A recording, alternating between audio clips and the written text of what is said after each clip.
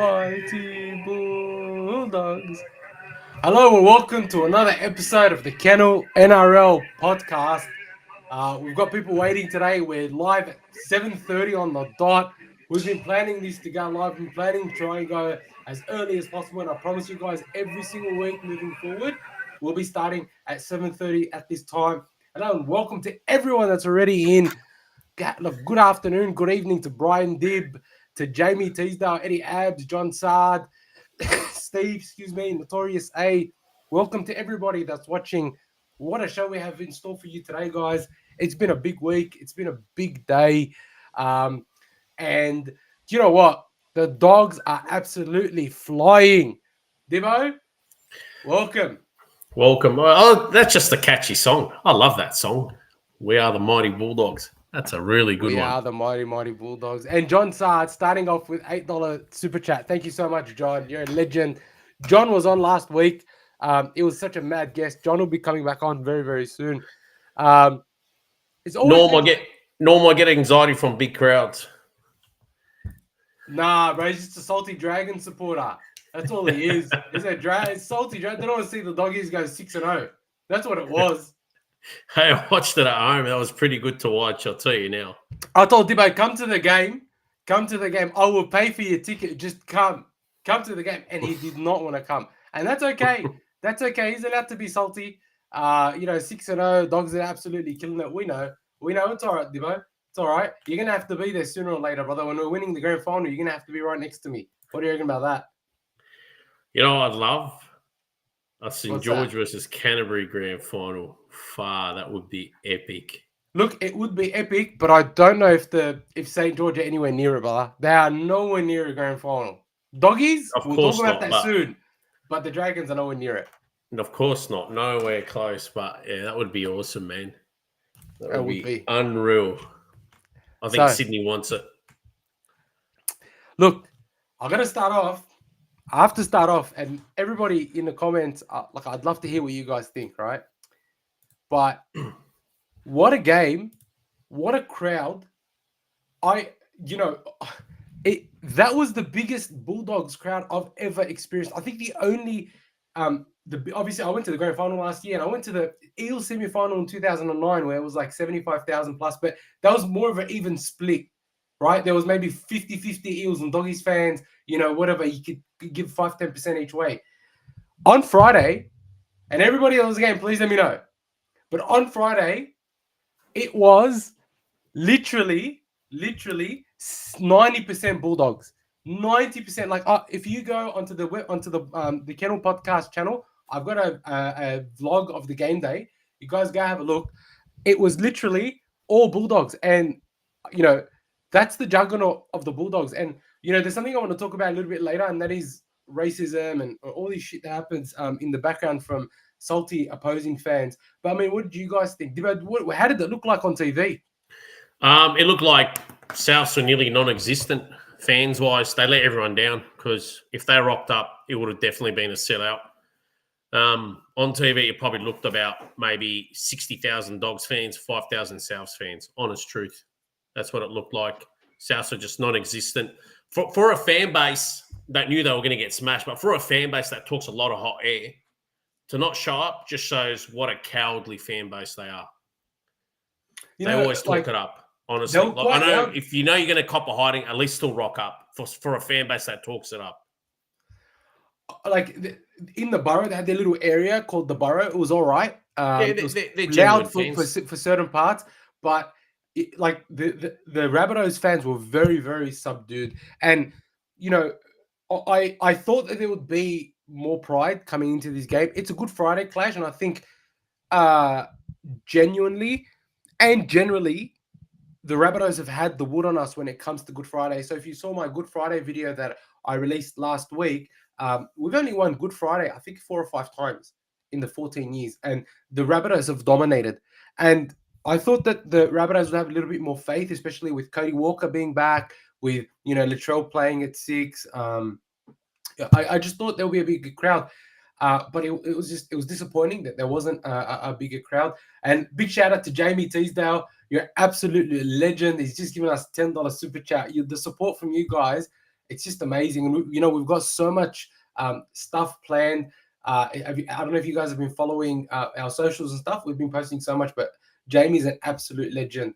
Liver81 is a diehard Broncos supporter, and he knows we're gonna smash them.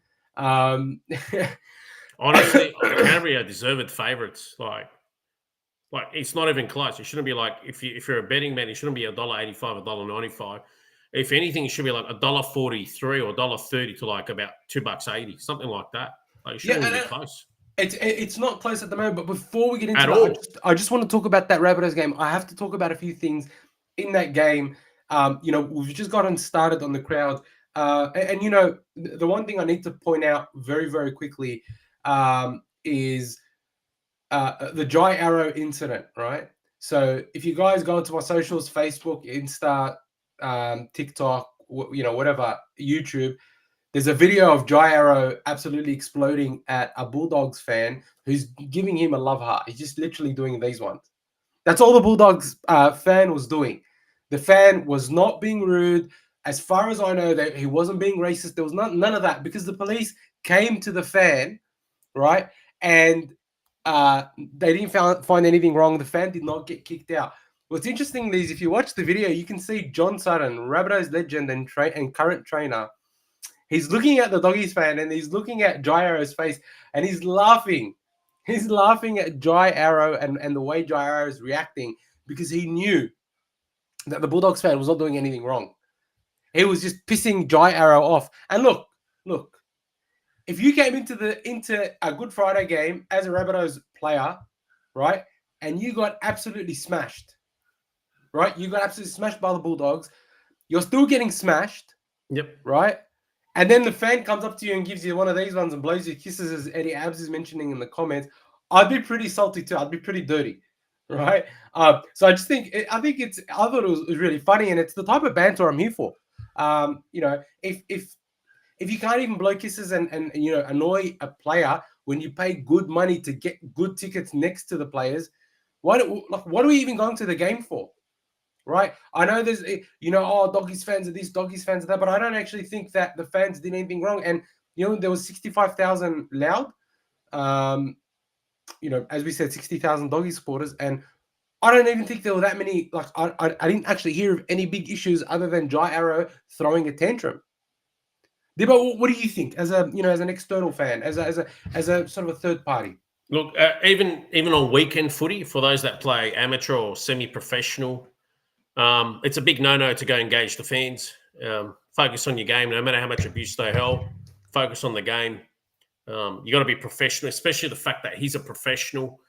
Every player's copped flack what he has throughout his career. And I think Wayne Bennett summed it up best. Oh, she was angry on the field. Spot on. That's such a perfect comment because it's so correct. Like, use that. Honestly, he had a poor game by standards. He's been up and down this year. This was a game they needed his effort out there. Might not have stemmed the flow of points, but it would have not still got beat, but not just as bad. They really needed him to stand up. Whereas the only one standing up for him was the fullback Jai Gray. To be honest, Jai Gray was amazing. But I just want to call out a couple of comments.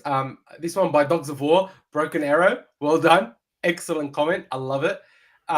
Jamie Teasdale's mentioning, and this is actually spot on. He's come out and he said that he was in the wrong. Just went around, we just went around being frustrated at everything. And I think Michael Shamus also spoke about that on Triple M NRL. So clearly, Arrow's admitting it. And you know what? Good on him.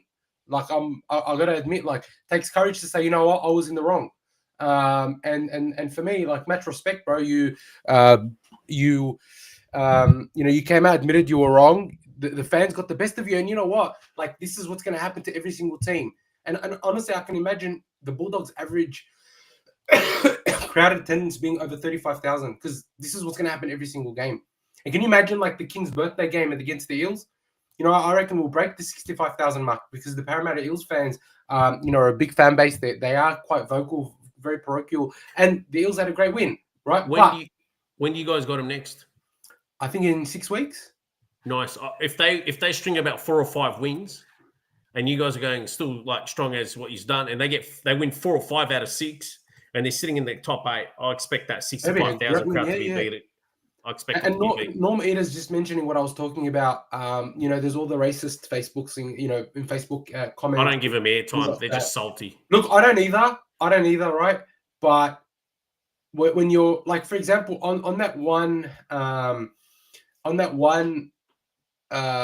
reel, or Facebook reel, Instagram or whatever, I got 1.8, 1.9 million views on Facebook and about 180,000 on Instagram. And I can't tell you, because of you guys. Can't thank you guys. Honestly, thank you guys for all your support, but I can't tell you, I must have deleted 100 comments on Facebook of, wife bashers and terrorists and pipe bombs. And I was just like, what are these people talking about?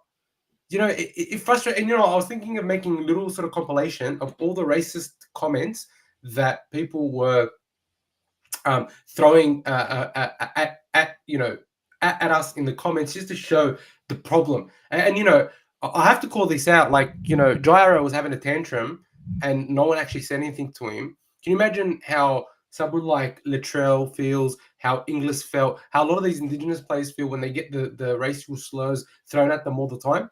Like, credit to Latrell for not losing his temper last year at Penrith when he copped the racial slur. It blows my mind, just the level of cowardice that exists online. But anyway, I'm not going to harp on that. We beat them 32-0. We beat the Rabbitohs 32-0. Now, we beat them 32-0. At no point in the game did I feel like we were going to lose. At no point in the game did the Rabbitohs feel like they were going to break us open. And on top of all that, I feel like we probably left 3 tries out there easy. There were 2 that Burton sort of bombed. And there was another that I'm pretty sure we could have scored, but the ball went to ground. There's so many things that went right for us that game, even though, to be honest, I didn't think our attack was as good as it could have been. I thought our attack was smoother against the Sharks, for example, than it was against the Rabbitohs. Well, what do you guys think in the comments? And also, just want to give a very, very, very quick shout out to everybody that's on. Morris, Eddie, Scott, X-Defiant, everyone that's here. Thank you guys so much for joining. If you are watching in the background and you haven't commented yet, or you haven't given us your thoughts, please, we love your thoughts. Please just give us a comment. Make yourself known. If you haven't commented before, just give us a hello, give us a what's up, Elmo, or if you don't like something, let us know. We just want you guys engaging as much as you can. So if you have not commented yet, please just put your comment there. But yeah, what did you think about our attack, Dibbo? Did you think that we, am I overstating it, or do you think we could have been better? Now, just before we go to that, I just want to remind people like Notorious A, we will be covering the other games. Last week we didn't, so I do apologise. But we will be covering the other games. We'll review them quickly as well, and then preview the games for Blockbuster weekend. How good's rugby league? Back to your attack. Look, your attack's still a work in progress. It's good, and there's a lot of improvement in it. It just gets made to look a lot better because your defense is that fantastic. Like, how good was it that who went to the sin bin for you guys? Montoya with the big sahsuh. Yeah, Montoya went to the sin bin, and everyone thought, okay, Canterbury's not going to keep a team scoreless for the first time since 1938. And man, honestly, the highlight for me for that whole game was the Dogs literally defending out of their skin out of that last 10 minutes or 6 minutes on their line, giving everything. They didn't want to give up. How did Totola not score? How did he not score? I thought surely he scored, but somehow they were able to keep the ball up off the ground like inches, just absolute inches. It was just incredible. No, it was just amazing. I was sitting there thinking, wow, like you're up 32-0 and they just didn't want them to score that try, even with a man less. They had a man less. And they were playing out of their skins. They were desperate. They wanted it. I was just watching it with admiration. And because of defense like that, it makes your attack look even a lot better. And it gives the players confidence. It gives them a platform to grow on because they got the weight of possession. They're demoralizing the opposition. And look, the attack will get a lot better and better. Does it need to be up there with the best in the comp? I mean, with defense like that, not necessarily. No. I just saw a comment up there. Somebody saying, I think it was Steve saying this is his favorite coach in 40 years. Yeah, I was going to say. Firstly, more favorite than Warren Ryan, the Wok. I mean, surely he remembers the Wok, or past greats like Chris Anderson, even Phil Gould, and Steve Folkes, the great Steve Folkes. Well, I do want to say, thank you so much for being here with us, Steve. Long time, Bulldogs supporter. It's always a pleasure when we sort of get to interact with, Bulldogs, supporters that have been supporting the Dogs longer than I've been alive, which is, incredible to hear, and incredible to have you guys on. Jordan's given us a hello. Welcome, Jordan. But yeah, I want to put this up. The stat attack. The Bulldogs just put this up maybe an hour ago. What's very interesting is I was actually telling Dibbo I was making a graphic that had these statistics on it showing this, and Jamie Teasdale actually brought it to light a couple of nights ago. He was just made a post on our timeline on Facebook about what we had achieved on that night. And I was making this graphic, and then the Bulldogs beat me to it. So it's kind of spewing, but it's all right. We can just share the Bulldogs one. There's actually a stat there missing, but just want to go through it. It's our first Good Friday win since 2017. We've been getting banged pillar to post, for 6-7 years now on Good Friday. And it's one of those games. And I remember saying it in one of the earlier podcasts, I don't care if we don't win another game this year. We have to win this Good Friday game. We have to win it. And boy, did we. We won this game. We came out and we made a statement against the Wayne Bennett team. They brought Cody Walker back. They brought, they tried to bring their big guns to try and sort of counteract our defense, and they absolutely couldn't. Credit to them. I thought they did keep trying for 80 minutes, but honestly, I think against any other team, I reckon they probably don't have 32 points scored of them. They probably score a few more tries, or they score a few tries at the very least, I reckon. The other thing is, it's the first time since 1973 we keep Souths to nil. First time we've ever kept back-to-back opponents to nil. First 6-0 start since 1938. That year we went on to win the grand final. Max King's first try in over 2,000 days. Last time he scored was 6 or 7 years ago at the Storm. And it's Seraldo's first time buying coffee back-to-back carts because we kept them scoreless. I think it's incredible what we were able to do. I want to talk about Seraldo and the team and why, in some of the comments, people are saying they love, Seraldo's their favorite. This coaching staff is their favorite. I don't know if this is a coincidence or not. I don't know if this is going to happen.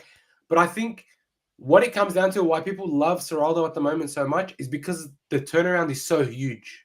Yeah, Dibbo? Less than 2 years ago, we got beat by a pretty shit Knights team, 66-0. And then 48-6. Less than 2 years ago. We are now 6-0. Still talking about No. We are now 6-0. We're leaking 10 points a game in defense. 10 points a game, which is just unbelievable, right? 10 points a game. It's defense that we haven't heard of. Now, this is why I think everybody loves Seraldo so much. It's because the tough times make the good times sweeter. That's my opinion. I think it's because we've been through such a bad state for the last God knows how many years. Coming into this time where we're starting to see even a small amount of success is just incredible, right? Now, I'm going to point, there's a comment here. There's a super chat by Morris. What's it going to take to get Notorious Dib into a blue and white jersey? Name your price, Dibbo. I already wore a blue and white jersey. Remember, I had the Hurst for United jersey, the hoop, blue and white. That's not a doggies jersey. As a junior, I wore blue and white. Get you into a doggies jersey? Dibbo, what is it going to get you to take? And then I wore the royal blue of the Newtown Jets. Hey, by the end of this year, Dibbo, I'll tell you one thing. I'll tell you what I will do. If you guys make the grand final, it's not conditional on you guys winning it. If you make the grand final, actually, I'll rephrase. If you guys, you will make the final series.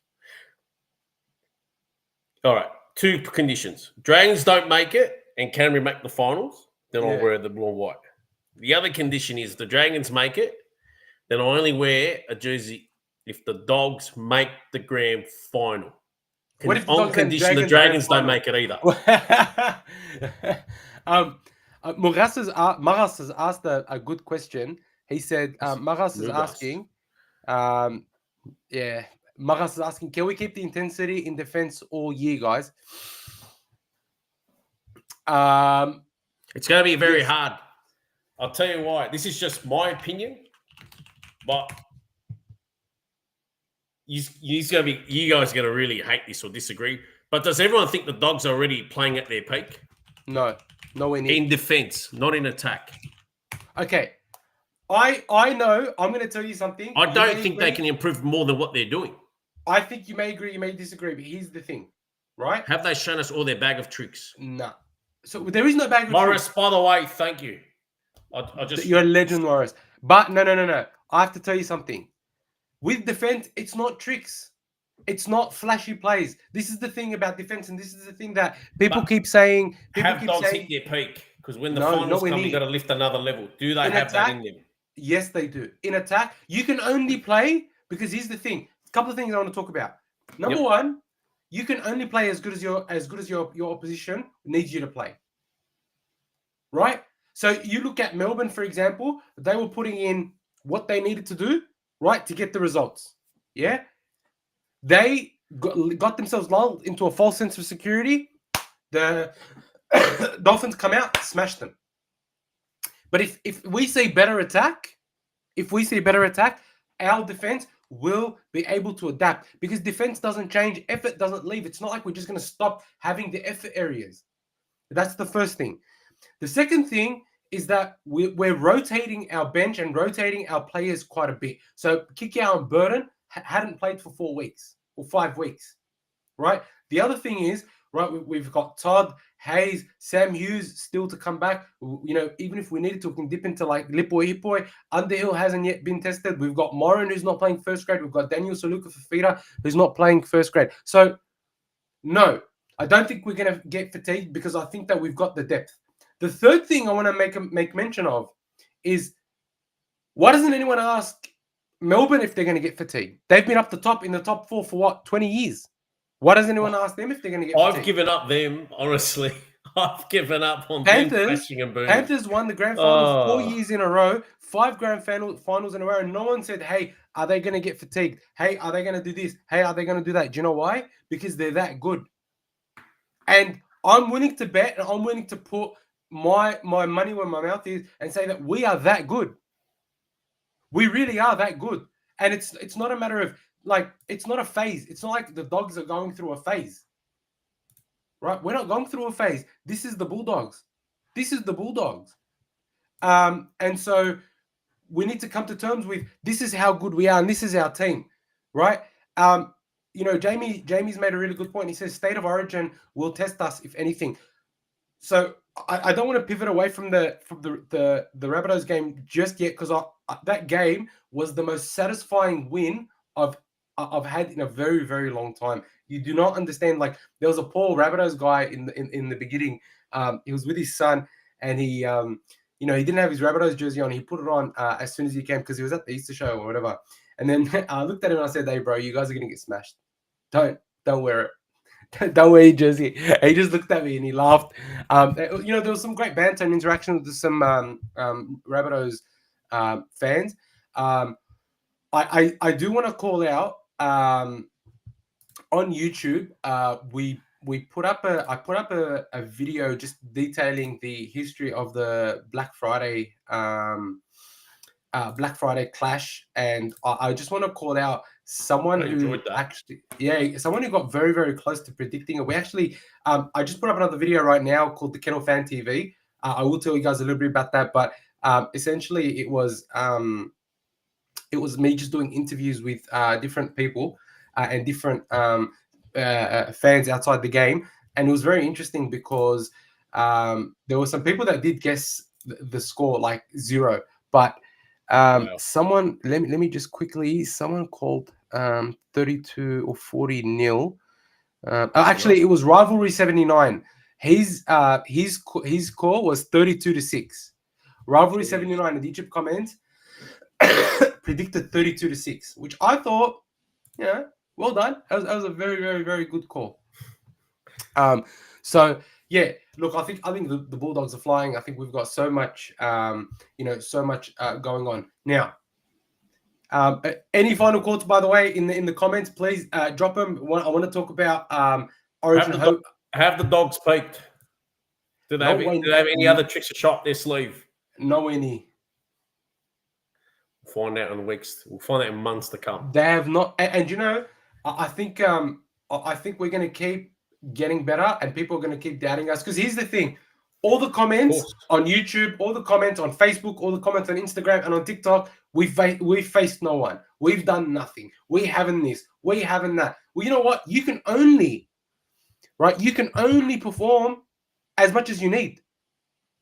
Right? You can only beat the people in front of you. I'm not sure what people are expecting. It's not like there's another standout team, right? First, they said it was the Storm. The Storm have come out and poo-pooed themselves. Then they said it was the Broncos. Well, the Broncos are worse than they are last year, right? Last year and this year, they've got the exact same record. Yeah, they've got the same buttercups still at the club. He needs to release some of those players. He really needs to change the personnel. But I think there's a cancer there. I'm not going to talk about the Broncos because I think the whole system is shit and whatever. But there's a few players there that need to go. I just think that profile players. Maguire's also made some really bad decisions. I think personally. No. Look, first year, look, he'll clean up the mess. Hopefully, he will get rid of a few high profile players from there, deservedly so. So. Yeah, but I think they'll get much better towards the end of the year. I think that it's going to take them time to gel, and it's going to take them time to get used to Maguire. But I think they'll get much better throughout the year. But the Bulldogs, what do we have to do to prove it? Right, like we're going to go up to Brisbane and face the Broncos. Broncos are missing Reece Walsh, and I guarantee you, we beat the Broncos. Oh, you wouldn't have beaten them if they had Reece Walsh, or some stupid comment like that. This is the problem. No matter what the Bulldogs do, until we make it to the grand final, people are going to doubt us. And look, I don't necessarily think you guys need to beat Brisbane. It's just when there's tough games. I still think you guys will now finish top 2. I think it's a formality, barring injury or somehow disruptions or poor run of form. I think this will be your breakout year. That's what I think. It's not a matter of going 16-0 or 17-0. Like, even the great sides have hiccups along the way. I've seen sides go 12-0 and not even win the minor premiership. It is you're a marked man. You get me? Your team's 100% you are. Look, so you got to go that next intensity, next level. I think if we can maintain what we're doing now, I think we'll be minor premiers. I think we're already 2 games ahead. I don't see us losing more than, I would say, 5 games all year, and that's only because of the Origin period. Yeah, and and the questions already came out. Like you're 6-0, so that was the questions I was asking. Have they shown all their tricks? Do they have another level that they can go? Like, because some sides will go 6-0, 8-0, or 10-0, but that's all she got. Okay, David, just to answer your question, one of them's not playing this week. He definitely needs to go from that team. Reece Walsh. He's only 21 years old. Regardless, he's just too much distraction. I would get rid of Ben Hunt. Reece Walsh was better off at the Warriors. I was saying that to a Warriors supporter today. Actually, I had a guy come mow my lawn. He's a hardcore Warriors supporter. And I was telling him, I think that Reece Walsh played very well in 2023, but he showed the most potential when he was playing 2022 for the Warriors. I would get rid of Ezra Mann. Sorry, but he was just go. He's part of that frat boy crew. I'd get rid of Ben Hunt. There's no need to keep him around for another year. Him and Reynolds seem to work against each other. They play that sort of. They want to be the lead playmaker. None of them are really a running half anymore, so they kind of negate each other or work negatively with each other. You saw Ben Hunt; he got chucked into the hooking row and then just sucked there as well. Yeah, he kills it at hooker normally. I just want to give to name a few anyway. Quick shout out to Mo. I listened to the game on the radio while driving to Auburn. Was going off in the car. Love the podcast, lads. Don't get to watch live of it. Bro, thank you for joining today. Very, very happy to have you. Thank you so much. And while we've got you here, Notorious that wouldn't mind taking. You know what? The Dogs could. They got Connor Tracy there. The Dogs could. And I'll tell you now, with the Dogs culture, they would absolutely whip him. And there'd be no margin for error with his attitude off the field. Because I can tell you now, if his attitude off the field went Ori, he would get tossed headfirst out of the club by Gus Gould or some administrator or even the coach. Take your pick. I wouldn't want Reece Walsh at our club. But I'm just saying if he did. But I'm just saying there's no need. While I've got everybody here, we've got 57 people live. Thank you so much to everybody that's joining us. If I can just get you guys to give this video a big thumbs up. If you are watching and you haven't subscribed, just click that subscribe button. And very quickly, I know we're not in our studio yet, but we will be very, very soon. I guarantee it. It's just, one day I'm going to make a video of this. Love you, Maurice. Process. Love your comment. Love you, Maurice. Thank you. One day I am going to make a video on just how difficult it has been to get this studio up and running.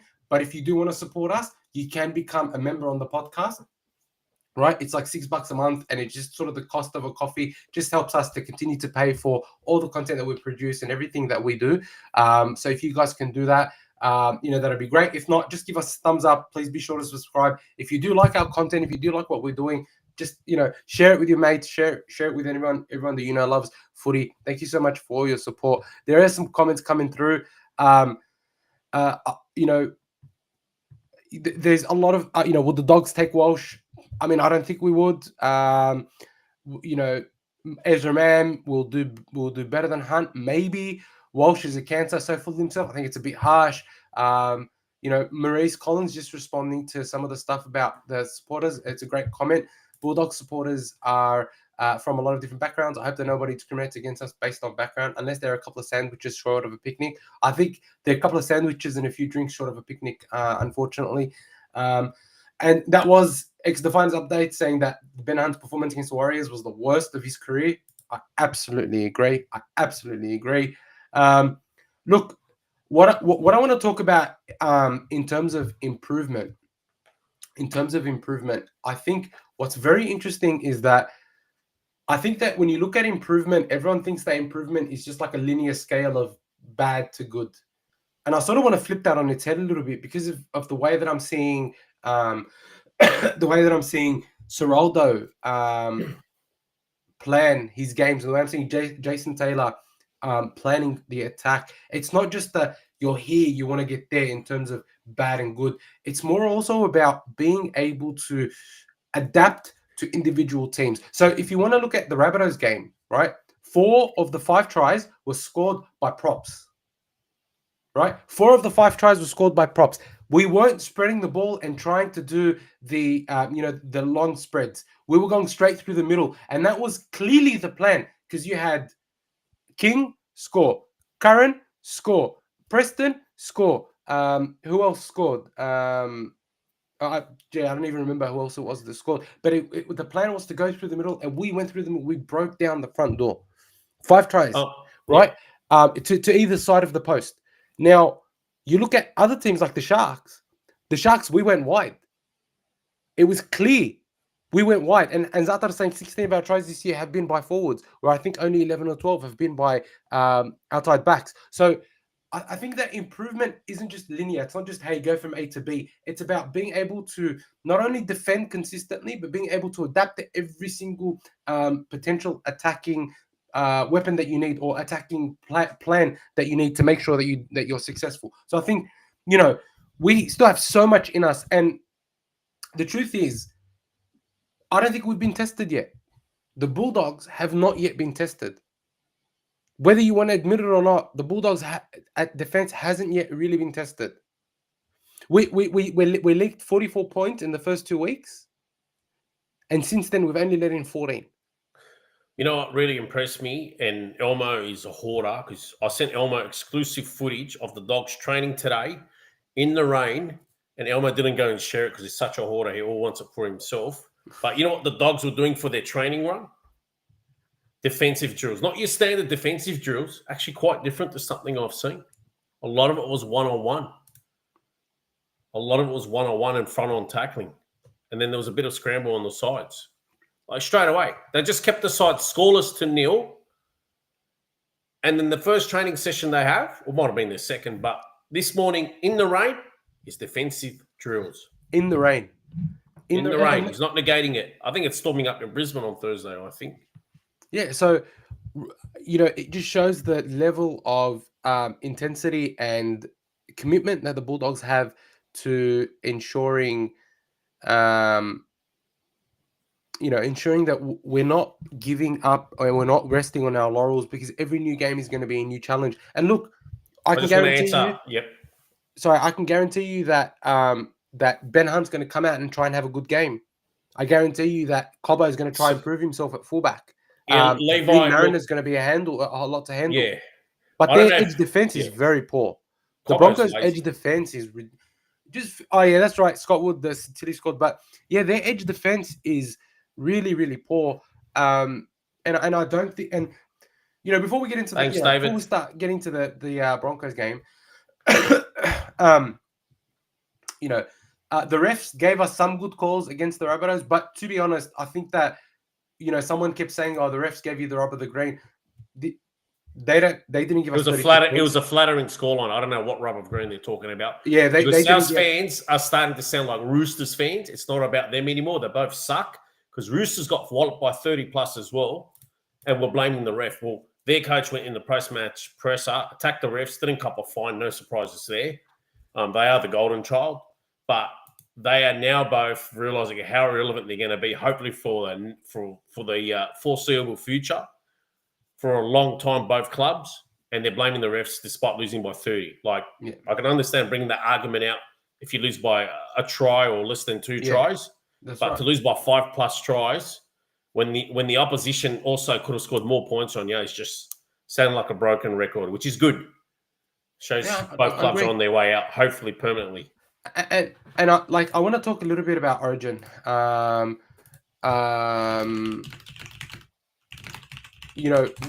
I think is very interesting that we need to talk about, obviously, is how many players we're going to lose for Origin and how we're going to get tested in Origin, because that's really important. That's the point where we're at right now. So if you look at who we have as potential players that are being spoken about for Origin right now, so we've got Jacob Preston. People are mentioning Sherry, but I don't think that's going to happen. People are talking about Crichton. People are saying Kiraz. I think Kiraz is a shoo-in. People are saying Matt Burton. People are saying Max King. That's for the Blues. You got about half a dozen players that are Origin caliber. And then it's amazing. But then you're talking about Queensland. What about Josh Curran? I think we have enough second row utilities that Josh Curran probably won't get chosen. But then if you look at for the Queensland team, everywhere. Billy Slater's already said that Reid Marnie and Kurt Mann, have those habits in them, the Origin habits in them, and there are chances, especially now with Grant being out and probably missing the first, game.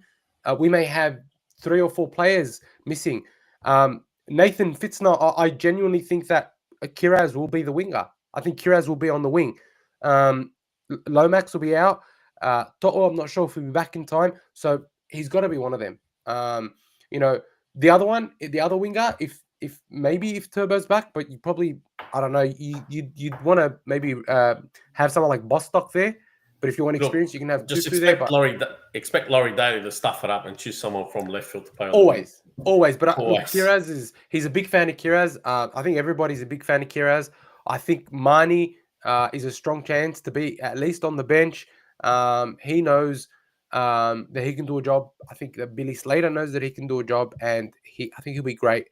I think definitely heaps more players. I think Kurt Mann will be a great utility option. Like you look at the Blues, they've got Connor Watson on the bench, who I think does a great job for them. Reid Marnie will do just as good a job.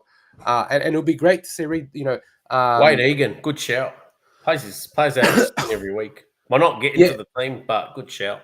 But look, I rate Wade Egan, but I don't think he's just too injury prone, and he's had a few injuries this week. He's had a good run. Don't jinx it. He's had a good run. Plus, he's in my fantasy team, so don't jinx it. So we'll see. We'll see. So that could test us, but we may only lose Crichton, as sort of Gav Bray and Nathan Fitzner are saying. So let's see what happens. Let's see what happens. But now I want to talk about the Broncos. I actually want to talk about the game on Thursday night. Where the Broncos, the mighty Broncos. Because there's a lot happening right now. In terms of the Broncos. So here's what I think about the Broncos. I think the Broncos are the ultimate flat track bullies. They don't know how to play under pressure. They've got a lot to prove this year. And the Broncos only know how to attack in broken play. The Broncos are not very good when it comes to attacking against a straight defense. They're not very good at breaking through or playing around teams. They struggle to attack in a systematic way that can break down defenses. And you look at the Tigers game, there was a lot of broken play against the Roosters. It was ridiculous broken play, and that's how they get their wins. So I don't think against such a systematic defensive structure like the Bulldogs' defensive structure, the Broncos will get any joy, especially when you look at the non-existent play of someone like a Ben Hunt. And even though I think Reynolds is playing good, I still think that he's lacking a little bit of confidence in being able to unleash completely because he's scared of getting injured again. Which is my I don't think he's scared of getting injured. I think his body's just giving up on him. That's it. It's just failing more and more frequently now. That's what it is. Yeah, look, 100%. Look, 100%. Whether it's his body failing or whatever it is, I think that he's having a problem with his body. And you can't talk about a Brisbane team. You can't talk about a great Brisbane team without talking about Payne Haas. I think that if we can contain Haas and stop him from offloading, stop him from getting over the advantage line, their forward pack's a lot bigger than you. It is. Yeah. So they named them. Yeah. So I'm good. So that's a good shout. Thanks for reminding me. I'm gonna put their lineups up. I want to have a look at something. Yeah. I just want to see what forward pack they have and how many tries they may score. It's all obviously subject to their forward pack. So they've got Cobbo, Mariner, Tony Staggs, Gahamat, Shibasaki, Arthurs, Ben Hunt, Reynolds, Patrick Carrigan, Billy Walters starting at 9, which is very, very interesting considering that Corey Pakes was the go-to option. Then they've got Payne Haas, Xavier Willison, Jordan Ricky. Willison starting. Yeah. Kobe Hetherington, Corey Pakes, Corey Jensen, Brendan Piakura, and Jaden Hunt. Look, I don't know if you guys agree with me, but I actually think that that's a really, really poor Brisbane bench. I think the only one that's okay there is Brendan Piakura. And even then, he's been quite ineffective off the bench.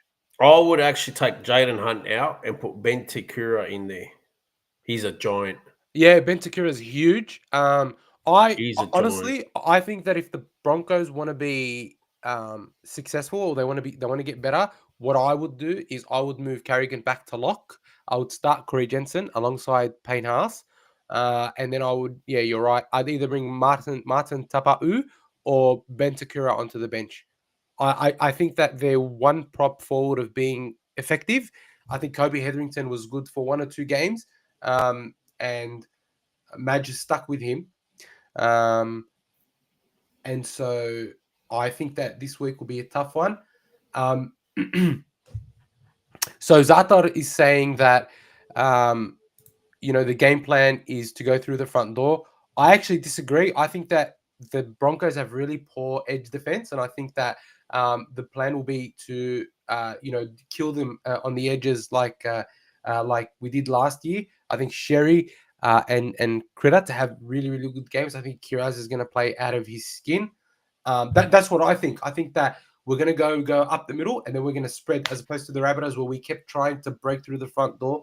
I think they'll be a lot easier on the edges. I think Gahamat Shibasaki has some weaknesses in his defense, in his ability to turn and chase. So that's where I think the game is going to be won. I just want to give a shout out to Waz HQ, obviously Warriors supporter. Thank you so much for joining. He thinks that the Bulldogs will smash these guys. Short turnaround for the Broncos. I will be surprised if the Bulldogs lose. Look, I think the Bulldogs are clear favourites here, and we should get them. I think comfortably. Adele Klink, I think wet weather. Yeah, the Broncos are a better team without Walsh. Well, I mean, you're going to have Selwyn Colo at fullback, who I think will have good moments there, but overall can be suspect under the high ball and can go missing when put under pressure. And if Berto needs to kill him. He needs to kill him. Yeah, he will. Oh, he will. I think that he needs to kill him with his kicks in the wet weather. His kicks 100%. Can single-handedly demoralise him. Turn him around. 100%. Big penetrating kicks. X-Define is saying that Billy Walters has been playing good, to be honest. He's no frills, but he's trustworthy. I don't think he's been playing bad. I just don't think that... You know what's funny? He's not like a premiership win level 9. Like, what can he do against the Bulldogs without defense? Like, he doesn't have an explosive running game. He's got a semi-decent kicking game. It's not bad. I honestly think that they should have probably tried Ben Hunt again at 9 instead of him. I don't know. Look, Norm is saying it will be close. Elmo, you're getting cocky, brother. Look, everybody tells me I'm getting cocky. Last week against the Rabbitohs, people told me I was getting cocky. Every time the Doggies win, people say I'm getting cocky. I'm going to be cocky. There's an allegation in there. Somebody's pointing out that Notorious A is pointing out that you rate Max King over Payne Haas. That's an allegation.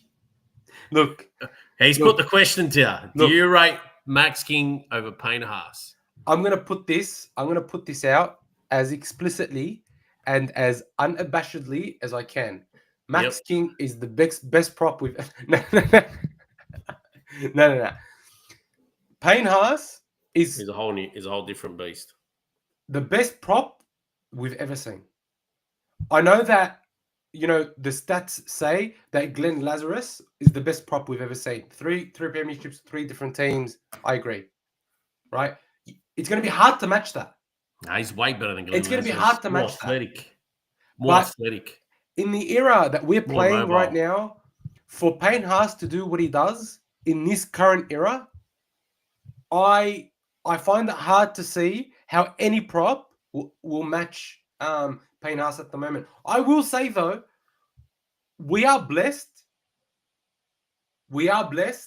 with some of the best props we've ever seen. Like, if you look at Payne, you've got Payne Haas, you've got Tino Fa'asua Mala'awi, you've got Joe Tarpanay, you've got Adam Fanua-Blake, you've got James Fisher-Harris. Like, we're actually seeing a great cohort of props come through, and so good to see these guys play. Like, Tarpanay is just amazing.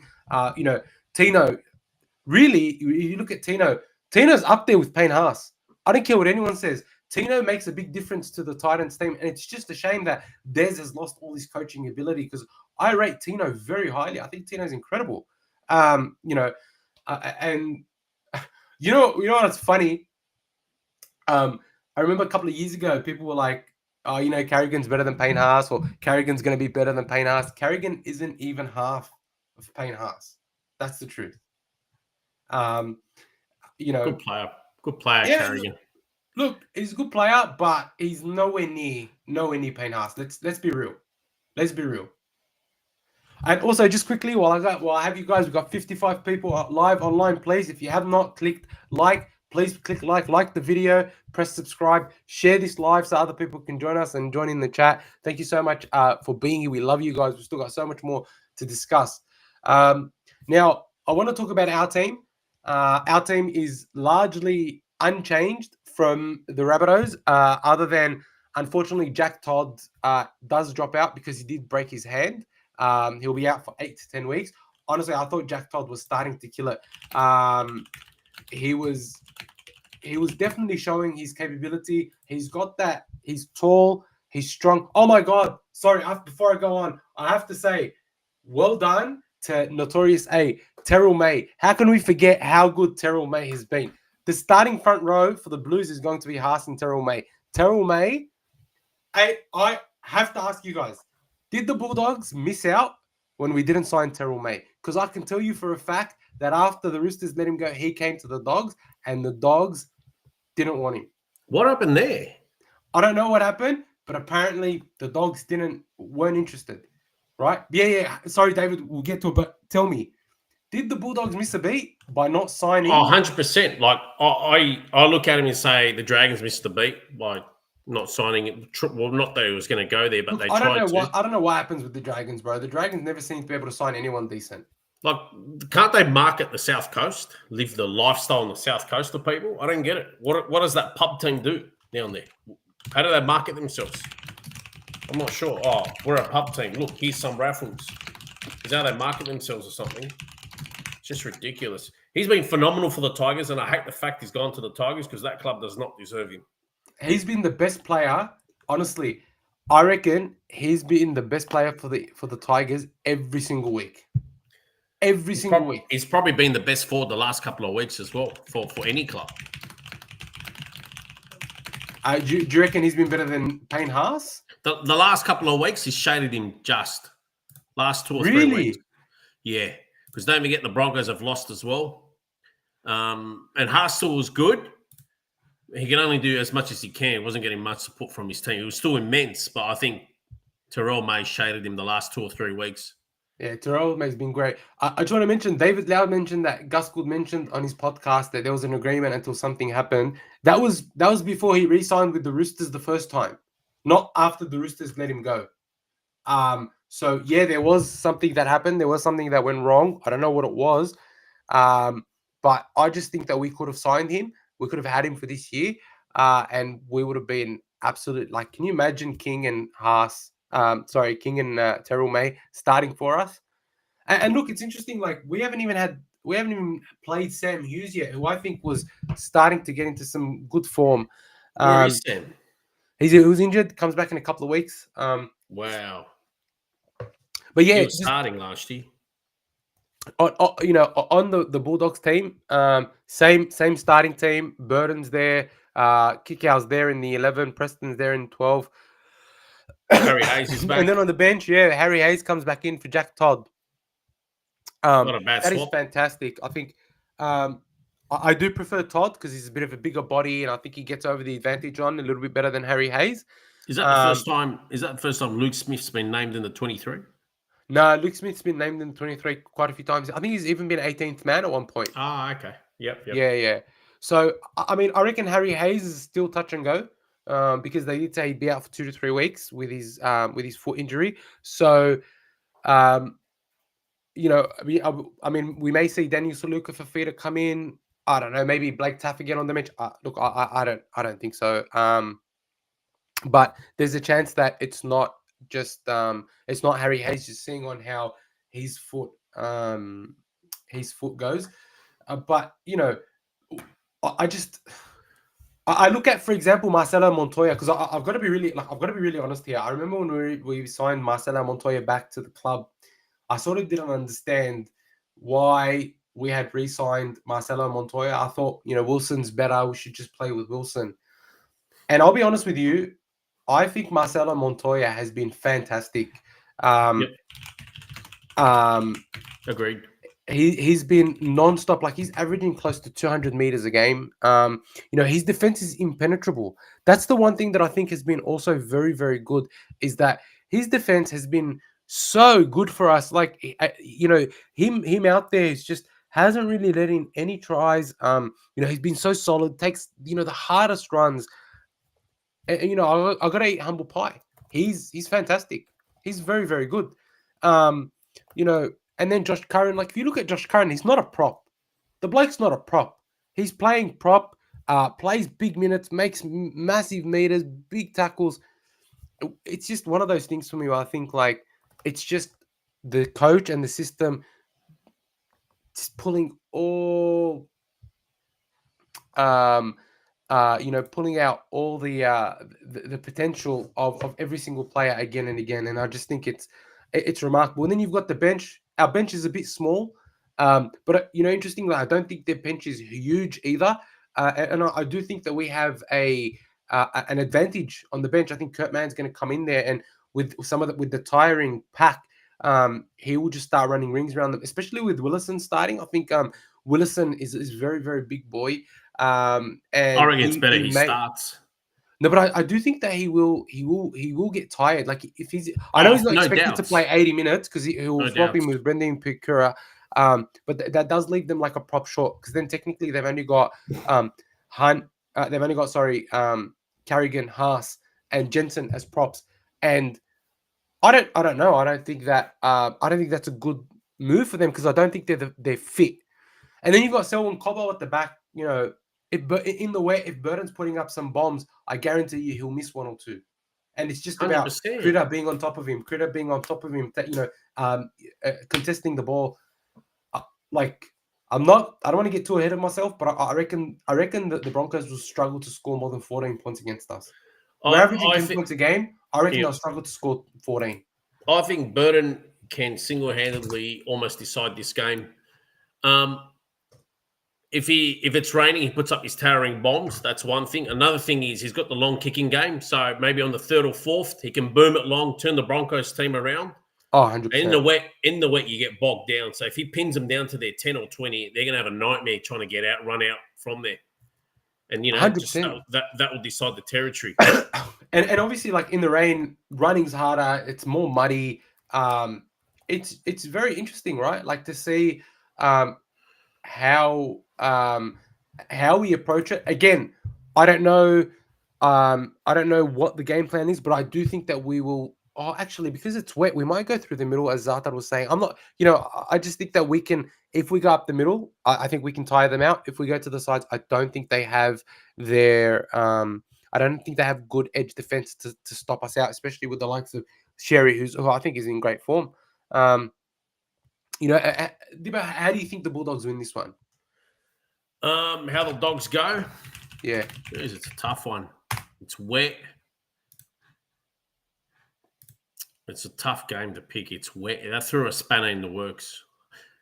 I mean, if Burton brings his kicking boots, I think you guys can choke the life out of him. Maybe 16-4. If he brings his kicking boots. And when I mean kicking boots, not for guys, and put up those towering bombs in the wet and put the long kicks early, turn the Broncos around. I know the Broncos will be hurting. They're probably aiming up. It's going to be a blockbuster of a game. It's probably going to sell out as well. I'm just to see how the Broncos. You think they'll get 50,000? Yeah, they should. If they don't, they'll get about 45, maybe because of the rain. 40 to 45 because of the rain. But that's still a massive crowd. I'm interested to see how Carrigan, Haas, those sort of guys, Willison, Ricky, maybe Pierre Cura got the guts against the Dogs, because they're a force to be reckoned with. Those sort of boys, they can eat meters, they can put a dent in your line, but I'm curious to see how they go against a relentless Dogs defense, even more so in the wet. I mean, if they're mobile, their size might help them. If they're not going to be mobile, and then the Dogs are just going to swallow them up. So very, very interested to see what happens. I mean, if they lose the Broncos, that's going to be very demoralizing, because they can then potentially move to the bottom of the top 8. And that then gives a lot of other teams confidence to knock them over throughout the year. It could make or break their season. Look, I agree with you. And Norm Eater's saying Broncos have lost the last 2. I'm telling you, this will be close. Oh, no doubts. There's nothing, no doubts.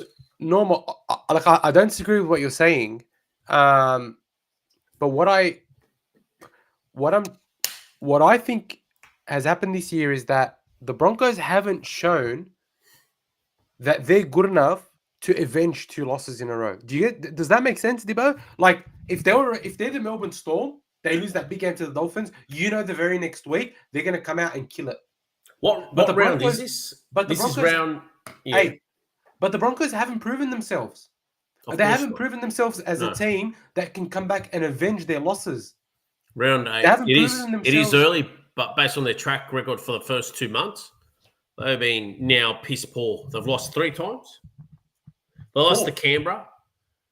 They lost to they lost just last week to what's it called? to the Warriors. Warriors. And who was the other game they lost? Anyway, Yeah. point is they haven't really proven. The Roosters. Tigers, and they lost to the Tigers? No, they Roosters. beat the Tigers. It was Yeah, the they beat Roosters. the Tigers. They just haven't proven themselves as being that type of team that, again, can come back and avenge losses, or you should be scared of them if they're going to lose 3-0. I just don't think they're that type of team. Whereas the Bulldogs are the type of team that will make you lose 3 in a row. They're the type of team that if you're coming up against the Bulldogs, you've got to be at your best because they're gonna absolutely destroy you. And Harry Shoiki's just made a great point. He's like, Tracy needs to have a blinder. Remember the trial? He had a shocker. It's redemption time. Sarah will have the advantage. We're watching that trial and adjusting. They will try to bash us in the middle. Look, Sharks try to bash us in the middle. They couldn't. All the teams think that they're going to bash us in the middle because we're a smaller forward pack. But we out-muscle, we outwork, and we outlast every single team. The endurance that we've got is second to none. We are the fittest team in the competition. I think only closely trailed by the Raiders, but we are the fittest team in the competition. They will seek redemption. They'll try, but the Bulldogs have this style where they will choke you out for the first 40, and then they'll just give you a massive slap and score 4 or 5 tries on you in the second 40. That's the way it works, I think. You just brought up a team that I'm watching with interest, Canberra Raiders. They're an interesting team. They got a bit of flair. They got some athletic forwards in that lineup. Some of their backs are freaks. They could well be a challenger to the Dogs. It's unfair to say they won't be, but their I don't say they won't be. I think they'll be our biggest challenge. I think they'll be our biggest challenge. I had them at 8th, but I'm starting to think they're firming for a top 4 spot. Look, the only worry I have for the Raiders is that they've got a lot of young players. That's my only worry. But I agree with you. I think they could be top 4, and I had them for the spoon, so it shows you what I know. But look, that was only round 1. I mean, round before even the season kicked off. I want to make a really quick comment to Morris's comment. He said that they are still in the middle of a rebuild under Maguire. You are not rebuilding when you have literally the best team on paper. That is genuinely my opinion. When you buy a player the caliber of Ben Hunt to complement your team, not plug a hole, but to complement your team. The rebuild will start after this season. And then you've got Ezra Mam still to come in, right? You have the incredible depth. You can't call that a rebuild. He needs to get rid of players after this season. Sure. Look, sure. You've got a new coach. I'm with you, right? But you also have some of the best players for their positions. Like right now, Adam Reynolds at 7. You've got to say he's in the top 3 or 4 7s in the game, right? You got Ben Hunt, who was one of the best halves in the competition, last year. Then you've got Payne Haas. Payne Haas, best prop in the game, right? Reece Walsh, best young up-and-coming fullback. You've got so many good players in your team, and this is almost the exact same team that went to a grand final in 2023. I don't buy that this is a rebuild. I think that the team hasn't responded to Maguire like he thought they should. The team hasn't been able to do what he's wanted them to do, and it's going to take them time. It's going to take them time. I think he needs to deconstruct the team. Yeah, but then you start all over, and then you need 5 years to get near a premiership again. No. He needs to get rid of about half a dozen players, some of the buttercups, and bring someone else in battle hard. 6 players, that's all. It's all right. It eases his salary cap as well. He'll get players for about half the price with the same or better ability. They'll be better for the culture as well. Look, I think it could work because then other teams maybe have the chance to potentially also share that talent around. I don't know. I just don't think that this is a rebuild, and I don't think Ezra. Wise HQ saying that Broncos just need Ezra Mam back. Ezra Mam isn't going to do anything. I don't think Ezra Mam is very good. I mean, sure, he scored a hat-trick in that grand final. Sure. Okay, sure, he scored a hat-trick. That's true. Isaac Tango and Nathan Cleary forgot to defend for 20 minutes, but at the same time. Yeah, but that's all he did in his career. Hat-trick in the grand final. They didn't win anyway. Yeah, at the same time, they lost that grand final. So, but anyway, I'm interested to hear your tips, guys. I've got the Bulldogs winning. I've got the Bulldogs winning 13 plus. I don't think that the Broncos will be able to match us. I am going to put up a poll.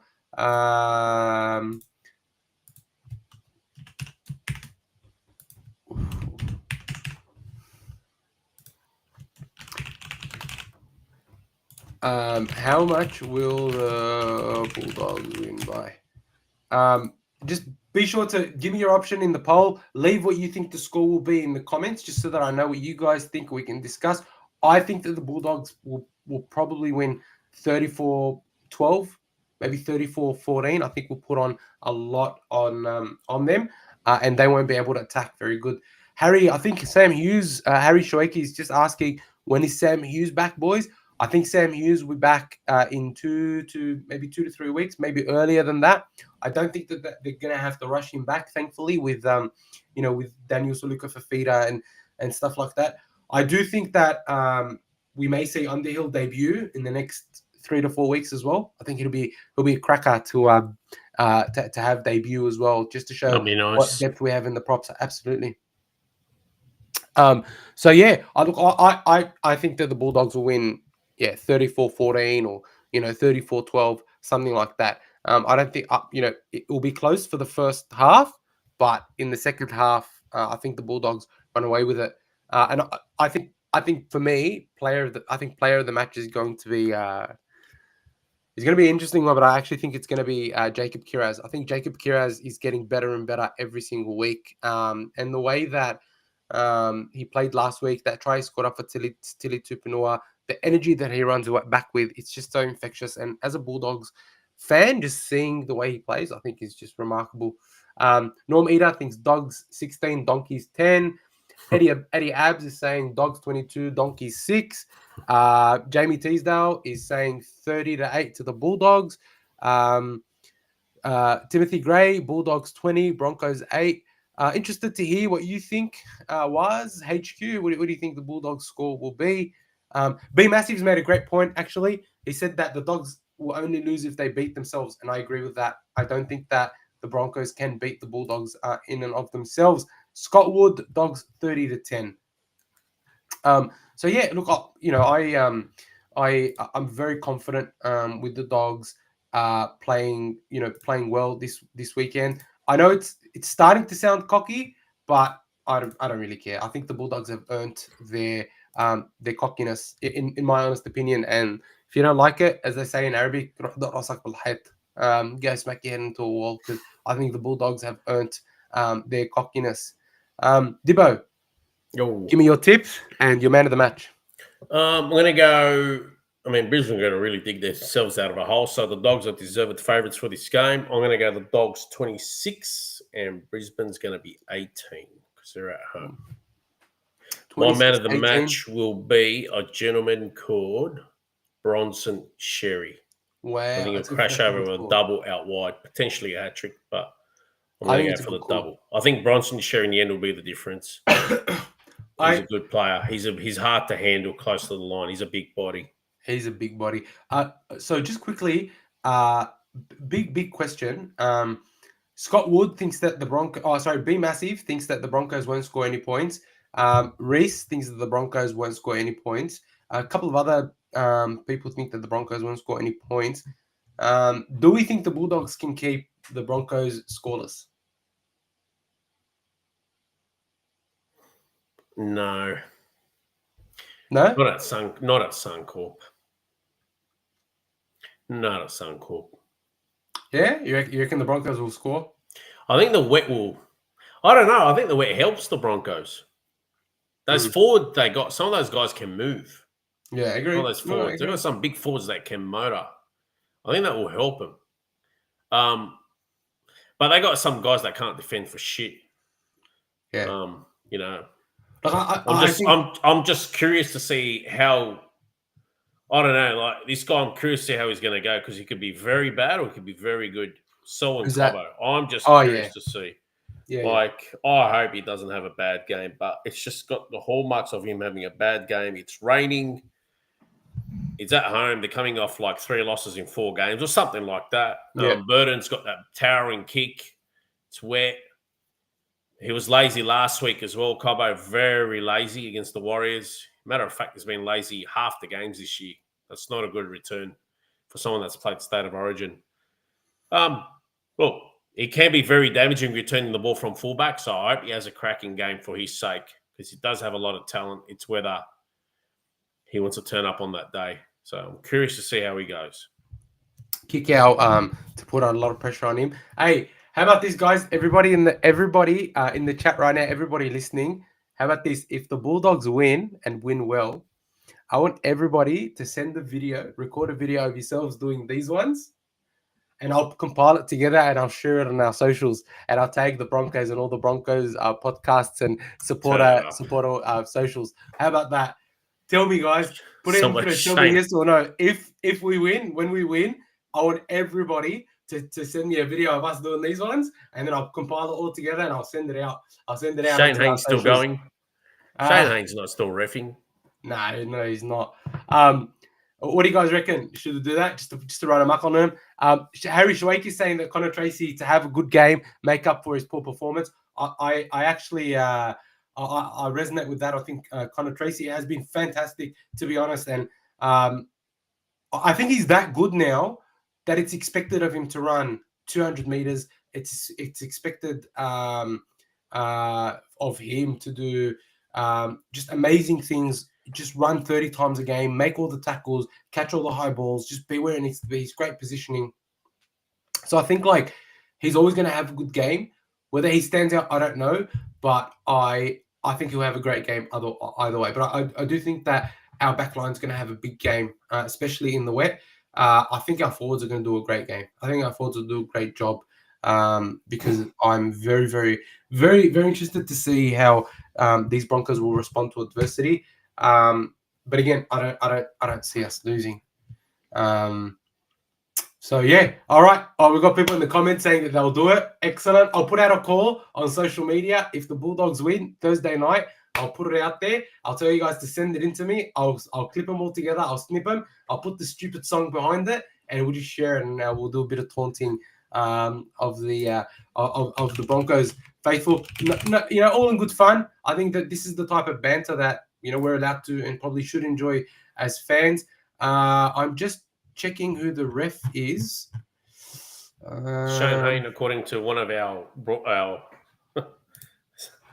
Shane Hayne. It's a blast from the past. Sorry, hang on, let me just check. I'm not sure how. I don't know why I can't seem to find it right now. Anyway, if you guys can find, if someone just in the chat can find out who it is that will be, Sutton, Gerard Sutton. Looks like Gerard Sutton. Looks like Gerard Sutton's going to be, giving it to the Broncos, giving the game to the Broncos to make up for not refereeing our Good Friday game. Thank God. That's a given. That's a given. That'll definitely be happening at Suncorp. I don't know. I think that No, it will. They'll be getting a lot of penalties. It's made for. We put ourselves in a position where we've sort of taken the ref out of it. So Tim Mander, Mr. B. Yeah, I remember Tim Mander. So look, it'll be an interesting game. Timothy Gray is just saying that Michael Jeffrey from All Things Bulldogs podcast will be at the game. Awesome. Are you guys sure it's Sutton? I haven't been able to check. Sorry, guys. But yeah, if it's Sutton, it's Sutton. It is what it is. I think we've had him and he's been okay for us recently. So I'm not too concerned about having Sutton reffing. But either way, I'm looking forward to a really, really good game on Thursday night. Now, I do want to talk about some upcoming games, and just as Notorious A asks, yeah, we are going to be talking about all the other games. We've got plenty of time to do that because we started early on time, and every day, every week from now on, 7:30 p.m. start every single night on Tuesday. Very quickly, I want to address this. Zata is saying, hot take, Ashley Klein's actually been reffing okay. I agree. I think I think that Ashley Klein has been okay. They will never ref decently. Never. No, I think he's been all right. To be Never. honest. I think Guy's he's got been. no idea how to ref. I don't know. Do you know what's a interesting? professional ref. Do you know what's interesting? I found the head high crackdown surprisingly okay. Some calls have been 50-50, but overall, I find myself not disagreeing too much with what the refs have been saying and doing. I get it. All you got to do is just blow your whistle a lot, and you become a professional ref. That's all you got to do. I think it's a bit hard. That's how it is. It just seems like don't understand the game. Just blow your whistle a lot and yap a lot, and you become a professional ref. Honestly, because a lot of these guys are clueless. Blow my whistle. Anyway, I do want to talk about some of the games that are coming up. So let me just bring NRL.com up. Dibbo, just quickly, your beloved Dragons won in probably one of the worst games I've seen in a very long time against a very poor Manly. How do you think that game went? Yeah, Manly were rudderless. Firstly, they were missing Tom Trbojevic at the back. Obviously, they had the drama surrounding Daly, Cherry Evans, and then the captain went down pretty early with the HIA, and he was ruled out, so it really disjointed their team. Dragons blew a few chances in the first half. They could have been up against a dreadful Manly side by at least 20. I think they only went in up by 8 or 6 from memory. Surprisingly, they went up by 14, and then Manly back into even the scores with Manly a man down. And then I think Lachlan Ilias stood up for the first time this year, maybe the only time in his Dragons career, to set up that final try that actually got him home. And thankfully, they won a game they maybe shouldn't have won in the end. About time they did something like that. Honestly, Dragons fans are so hard on Lachlan Ilias. The bloke's come back from a fractured leg. You guys are really, really rough. The Dragons, what you need to understand is the Dragons are playing with no halves. They literally just got 2 guys in the middle, got no creativity. They got the forwards laying the platform. The forwards are actually doing good things, even the backs. It's just the halves are that dreadful. Like, they're so limited in terms of output. It is. I actually think dreadful. Carl Flanagan. I think Carl Flanagan is worse than Lockie Elias. What do you guys think in the chat? I think he's worse than Lockie Elias. I agree, but we just got a dreadful 6 and 7. I'm not trying to be harsh, but he really is. And they are dreadful. Like, what's his name thinks that Shane Flanagan thinks that his son's going to be the next Nathan Cleary or something like that. It's one of those things, man. Like, he's just not that great. It is frustrating. The fact that he won't drop your son to at least the bench, it is absolutely frustrating. There is a few guys in the reserves or on the fringes of first, like Lycan King Togia and Jono Glover, that deserve that 6 jersey. But yet, the half is most likely to drop is not going to be his son. It's going to be Lachlan Ilias. Yeah, I'm even though I think Ilias has done a lot better than him to start the year. What will happen is just ridiculous. The Dragons are going to give him, the Dragons board, and they got no spine. They're going to give the father an ultimatum that he needs to start dropping his son. It is ridiculous. His son gets no criticism whatsoever. That honestly will probably ultimately end up costing the coach his job, because I'll tell you now, it will cost the side a top 8 spot. That's what it will do. It'll cost them a top 8 spot. And in regards to this week's game against the Roosters, do I fancy the Dragons' chances? No, I don't. After the Roosters got walloped by 30 points by the Panthers, Robbo went on his sook in the post-match conference saying the refs slaughtered them. Dude, he weren't even in the game after the first 15, 20 minutes. So what do you think is going to happen this week for the NRL's golden child? Can I tell you something? They're going to get all the refs calls. Yep. That was the worst press conference by any referee I've ever seen. Robinson is a fraud. For him to spend 5 minutes literally trying to talk about, some rubbish technicality. He got no fine. It shows you the NRL's golden child. It doesn't make any sense to me. They're going to get your the team calls got smashed 42. Friday. Your team got destroyed. Fucking work on your team, you idiot. That's just like I said, that's Southside Roosters fans. They're broken records. Thankfully, they're like that for a long time. They can keep blaming the refs. As long as they're just not winning games, I'm happy. Then our whole world's happy, because if you notice one thing with them both not doing well, what did you notice? The ratings are up. The crowds are up. The ratings are up. Maybe the NRL should just abandon making them, both, giving them leg ups and focus on teams like the Dogs. I want to just very quickly talk about something you just mentioned, and about this post by Waz HQ. Tanner Boyd or Tamare Martin are waiting New South Wales Cup. Could be a good buy for Dragon side. I would take Tamari. I wouldn't take Tanner. Wise, Got no let me tell you creativity. something.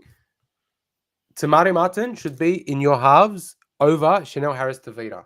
Tamari Martin is a much better player than Chanel Harris-Tavita, and I actually think that sooner or later you're going to realize, or the Warriors are going to realize that Tamari Martin needs to be there. Chanel Harris-Tavita's kicking game is subpar. His passing game always goes to ground. I don't think he has it. I think Luke Metcalf is a star, but I think Luke Metcalf is more of a 6 than he is a 7. Throw Tamari Martin at 7, throw Luke Metcalf at 6, and you've got a much better looking halves combination than you do at the moment. Chanel Harris-Tavita is not it, unfortunately. Maybe he plays at 14, like he can play the Dylan Walker role that you guys had him playing. That's what I think works better. But the other thing I want to talk about is, big clubs, they say, the NRL is going better when certain clubs are performing. I think absolutely that's the case with the Dogs. I think it's the case with the Eels. I think it's the case with the Dragons. It's the case with the Broncos. Case with the Warriors. Is it a coincidence that those sides are all starting to do really well? That it's such an attractive product to watch. The crowds are just booming. The memberships are up. The ratings are going through the roof. Because nobody gives a fuck about. Sorry for the language, but nobody gives two damns about Souths and Roosters besides those latte sipping snobs from the eastern surbs. Yeah, look, they say the Rabbitohs is they talk a lot about the Rabbitohs and being a what do they call a foundation club. And honestly, I think that there are certain areas like Newcastle. When Newcastle's doing well, I think it's good for rugby league. I think it's excellent for rugby league when Newcastle's doing well. When St. George is doing well, that Wollongong area is peaking. I think it's great for the NRL. Even when the Titans, maybe not so much, but like the Broncos, the Storm, I think there's some clubs that are just more important than others. And honestly, I think that you're right, that the Broncos and the Rabbitohs and Roosters are right down the middle. They at the cellar dweller for the next 20, 30 years. Yeah, they're actually irrelevant. I've never seen two sides get leg ups from the broadcasters, from the board. Yeah, always, yeah. Well, it's just ridiculous from the stakeholders for the last 2 decades, non-stop, both sides. Because they got people that are involved at broadcasters and at the NRL board. Yeah. So naturally, they're going to get preference, whether it's the schedules, whether it's the coverage and exposure, you name it. I'm actually glad they're both doing really crap. Like, Souths are somehow sitting 8th, but we all know they shouldn't be in the 8th. They've had a few close wins they shouldn't have won. And Roosters are thankfully sitting 6th, but I don't fancy the Dragons' chances this week because Robbo, part of the Golden Child, went on a rant. They didn't even find him, and watch him get all the refs calls this week. The stage is set for them to look. They even listed as favourites just to show you. Hang on a second. I'm going to make a call, and I want everyone's opinion in the chat. I think that the Dragons are going to win 13+. Oh, I'd love that. But honestly, when Golden Child goes on a rant and doesn't even cop a fine. Do you want to know why I think they're going to win 13+? Because Shane Flanagan came out and was very unhappy with his team and did not blame anyone but his team, even though they won. Yeah, Robinson came out and had a sook and did not accept blame, right, for his poor performance. I think that the narrative now I think it shows a difference in mentality, and I think that the Dragons are going to come out and they're going to avenge last year. Do you know why? Because they have experience in the team. They have the skill in the team. The NRL are a bunch of cucks. They'll bow down to their masters at the Roosters. I agree. And the narrative is, we've got to even up the score. We'll give you the cause this week. I agree with you. But I do think that the Dragons are going to win by, I think, 13+. I think. I'd love that. Honestly, I just rub it in their face, and they can just say kiss goodbye for the rest of the year. Maybe they can. I want nothing more than the Roosters to get the wooden spoon. That'd be brilliant. But there's a team that is coming for them. There is a team that's gunning for the wooden spoon, and they want it real bad, and that's the Newcastle Knights. Oh, horrendous! I don't know how a coach like Adam O'Brien still has a job. It doesn't make any sense to me. But I will say this: Timothy, nice one. Timothy Gray's the contrarian. Yeah, 100%. He's going Flano for man of the match and score a hat trick. Love. You know what, Timothy? I'll shout you dinner if that happens. I'm really absolutely baffled how someone like Adam O'Brien still has a full-time job as a coach. I think the only reason he does is because Kalen Ponga was able to pull a rabbit out of the hat and get them into the 8 on sheer will and skill and talent. Adam O'Brien needs to go sooner rather than later. What I do worry about for Knights fans, unfortunately, is that because he's made that big call on Dylan Brown, they probably won't sack him, which is it's a shame for Knights fans because I think that they're going to realize too late that Adam O'Brien is not a first grade quality coach, and he's made a big mistake with Dylan Brown, and someone else is going to have to come in and clean that mess. Jamie with a $5 super chat, you absolute legend. Dibbo is really a dog supporter, always bagging the Dargans and talking the dogs up. Change the jersey. Hey, Jamie, I'm telling you, bro, we're going to get him into a Dogs jersey very, very soon. But yeah, so I think that the Warriors are going to win this one. Sold out crowd at Christchurch. It's always good when they take New Zealand games somewhere else, especially all around New Zealand. I just don't think I got the Warriors 13 plus. Yeah, I don't think the Knights have it in them. I hope that the Warriors play better than they did last week against the Broncos, even though they got the win. I just don't see the Knights being able to do much more, to be honest. Now, then we've got, Friday night. So that's the Warriors and Knights are Friday 6 p.m. Friday night 8:10 p.m. We've got Who's the Storm missing? Is Hughes playing? Yes, Hughes is playing. It's just Harry Grant that's missing. Oh, that's all right. So yeah, Hughes is playing. We've got Garlic at 9. Yep. Nice. Hughes is playing. And Garlic. Yeah. They are still missing. Nelson Asafa-Solomona's in the reserve. Hang on a sec. Did I see Joe Chan on the bench? Wow. Yeah, Joe Chan's on the bench. Here we go. Some of the names that impressed last year are back. Nice. Yeah, I think Vailepu probably drops out for Nelson Asafa-Solomona. It'd be a nice game to come back. Yeah. Farlongo's there. That's good to see. Farlongo. Yeah. No, he's not. He's in the. This is the reserves. Interestingly, Lewis Dodd for the Rabbitohs 19 dropped. Yeah, really? He's 19th man. Yeah, they've got Jaden Sullivan and Cody Walker back. I think it's a much better combination, to be honest.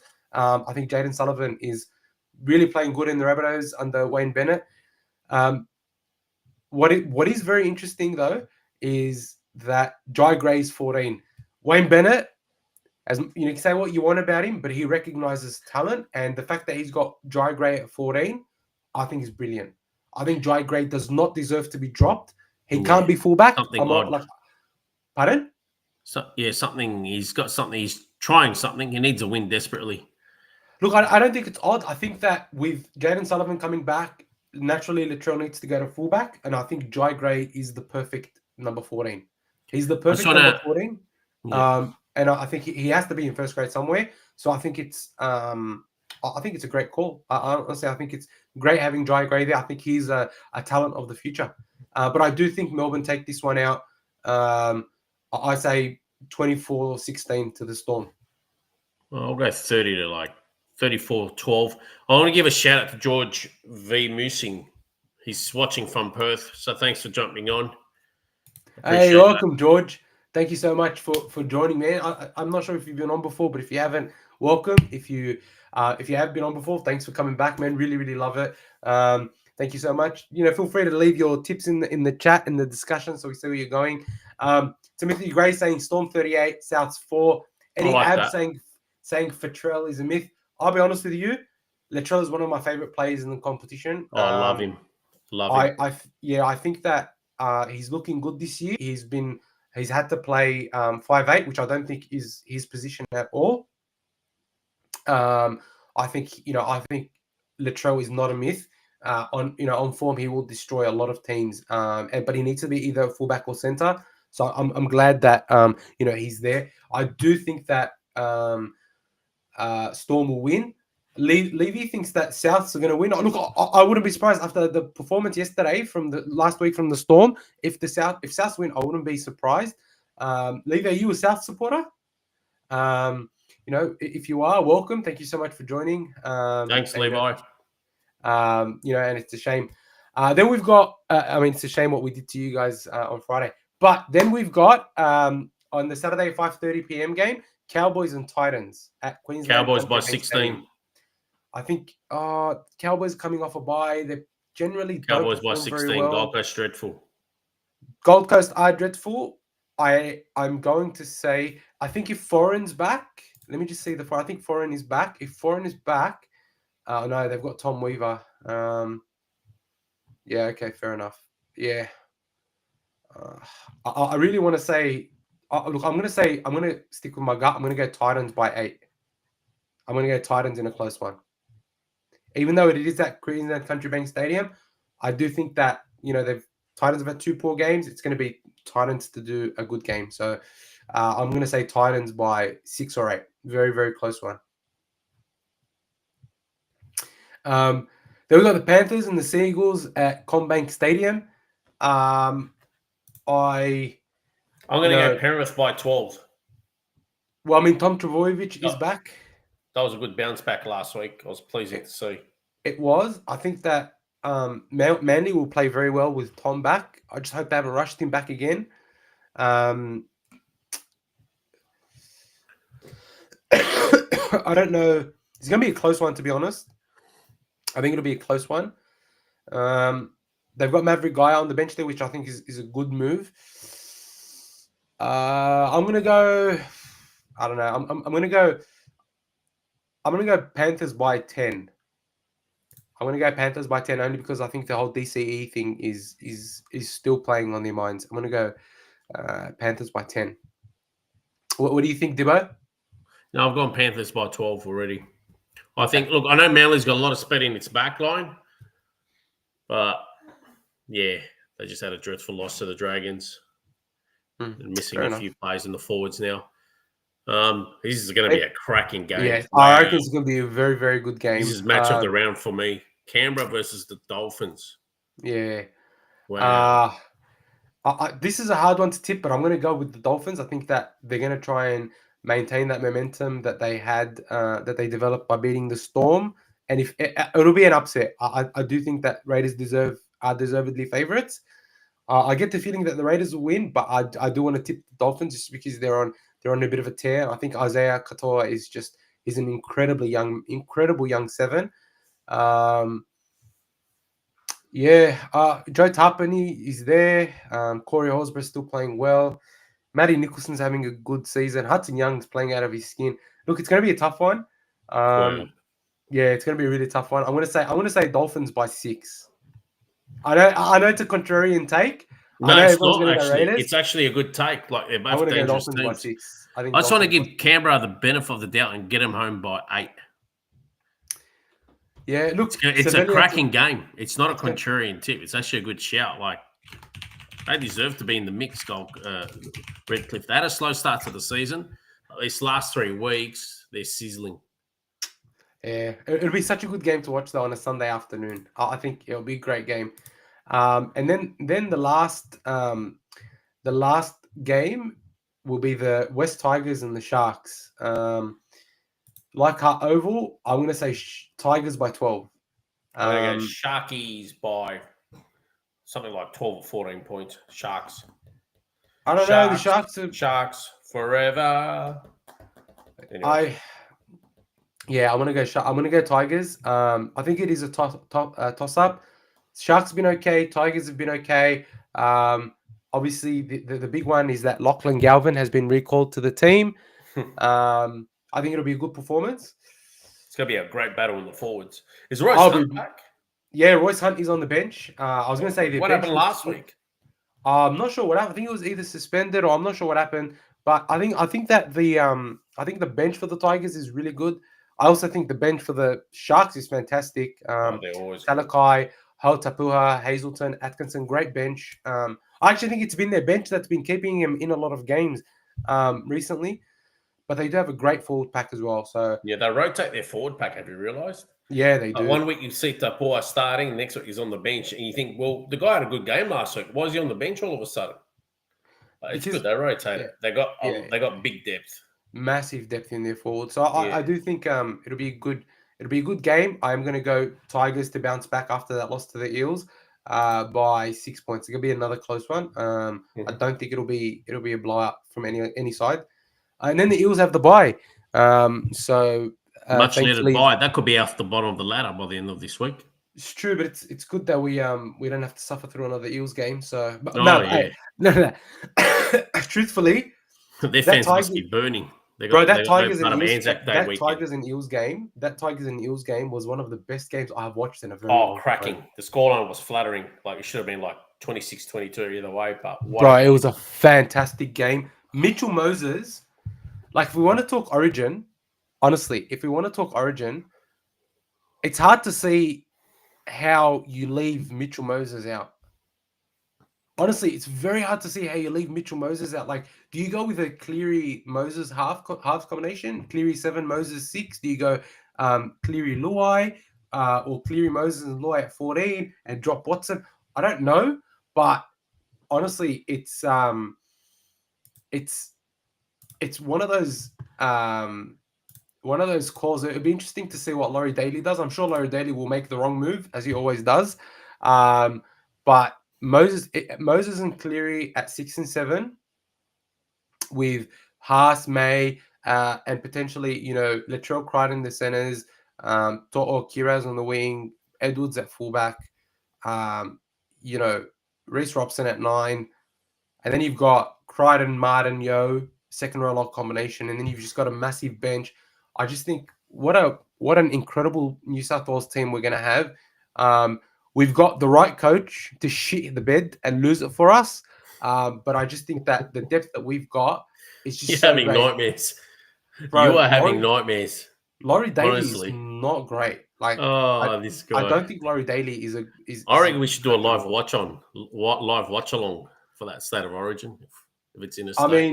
I mean, we could. Look, we could. Can we do one for the Dogs game this week against the Broncos?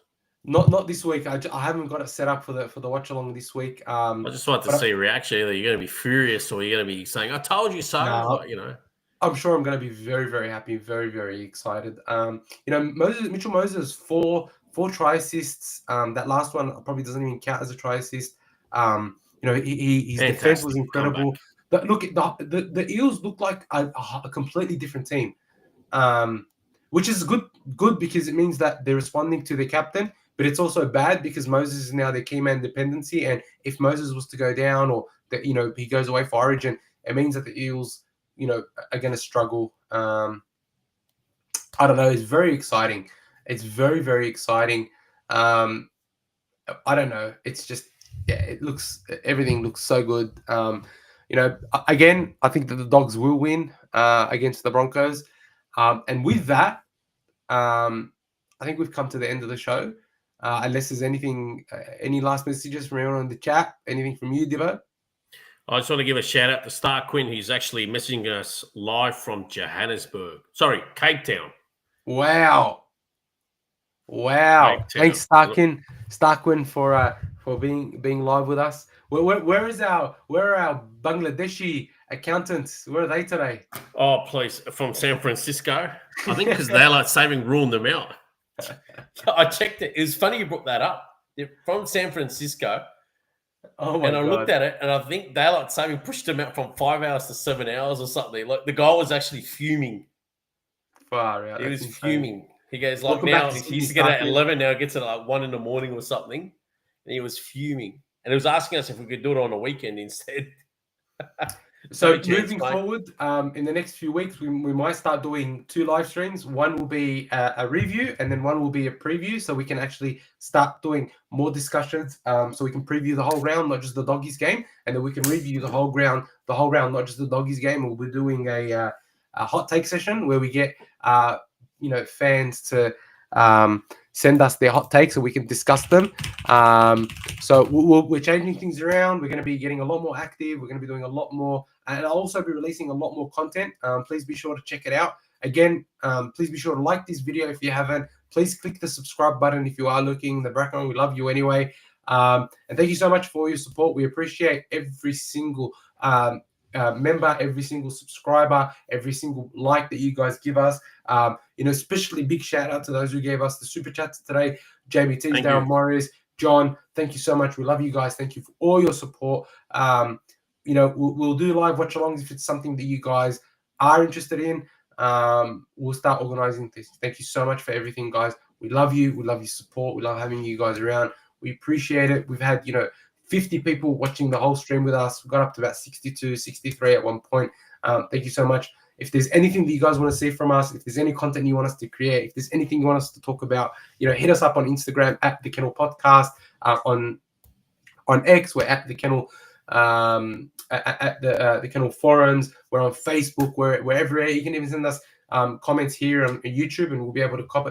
Jamie Teasdale, bloody Thanks, hell, bro. Jamie. Jamie, do you want to be a part of the podcast, bro? Do you want to be working with us, doing some content? Because, brother, you're right up there. I love it. Thank you so much for everything. Have a good one, guys. Enjoy the Thanks, game. Gents. Jamie, I'll reach out to you for some of that content. If you can send us some stuff, that'd be great. But other than that, thank you, guys. Up the Dogs. If you're an Eel supporter, thank you for tuning in. But the Eels can go and get stuffed. Up the Dogs. Have a good night, guys. Enjoy, and we'll see you next week. Adios.